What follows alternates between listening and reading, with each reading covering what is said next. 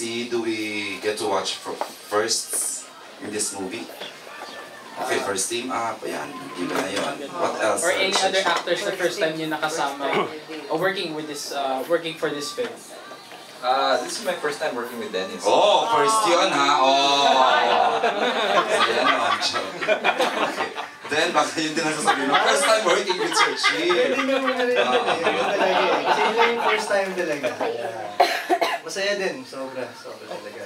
Sobrang proud ako na nakakatrabaho ko yung mga ganitong klaseng estado, mga artista. And hanggang ngayon, hindi pa rin ako makapaniwala na ilang beses na ako pabalik-balik ulit dito sa ABS para mag-promote ng pelikula to. Okay, how about working with Elena Darna? Ayun din, syempre, lahat yun. Kasi dito sa pelikula to, marami pang ibang mga artista kasama si Miss Shasha, Ellen, Miss Nuki, Lito Pimentel, marami pang iba. Kaya yung pagkakataon na binigay sa akin na yun, sobrang thankful ako and grateful and honored na makasali dito sa pelikula na to.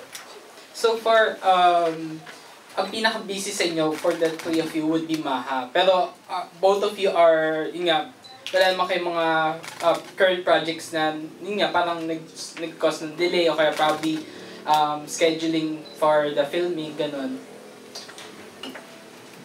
Nakalaan yata talaga yung Naka-schedule naman talaga to, so I don't think, hindi naman naging balak. I'm doing once upon a time Kung Fu Chinito, and I'm also doing Someone to Watch Over Me at the same time. So medyo malala ang schedule ni Sir Chief, both sa TV. Si Dennis, I think, has puro pelikula. Okay. Pelikula. Ito na yung tatlong movies na ginagawa ko. Ngayon, natapos na to. So, may dalawa pa akong tinatapos.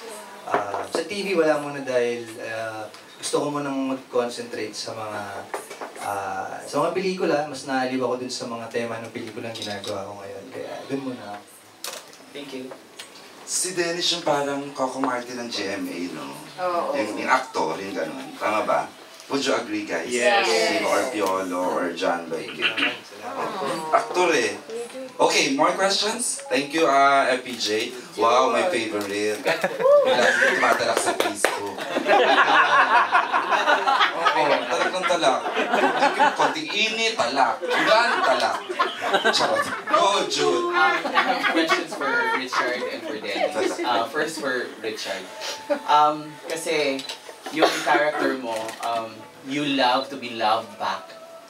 So, yung pragmatic kind of love, are you the type of person who would invest love just to be loved back?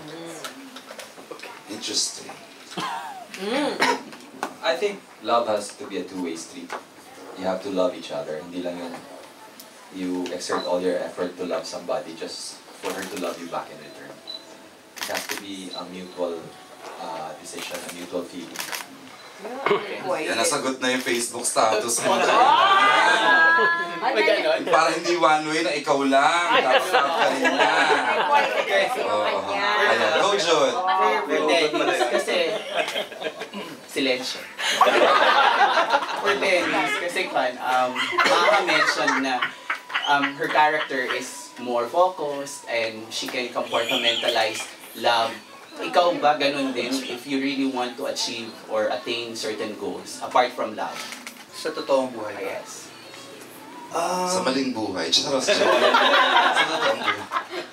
Siyempre, kapag nakita mo yung isang tao na gustong-gusto mo and yung sa tingin mo, mamahalin mo habang buhay, parang kahit ano pang humadlang, kahit ano pang humarang, pag gustong-gusto mo talaga, gagawan mo ng paraan. So, yun, ganun siguro.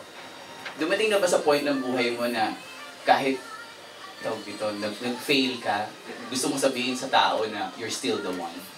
Oo Sa relationship. Oo nga. I'm not going to poke the question to Sir Richard kasi ayoko mo intrigue. Nag-fail yung relationship tapos Or pwede mo you still wanted to tell that person that you're still the one. This was us the last time din, di ba? Siguro, Baka iba sagot niya ngayon. Charot. Wala ako, absent ako. Ako siguro, pag nag-fail na, and hindi rin ako ganun mapilit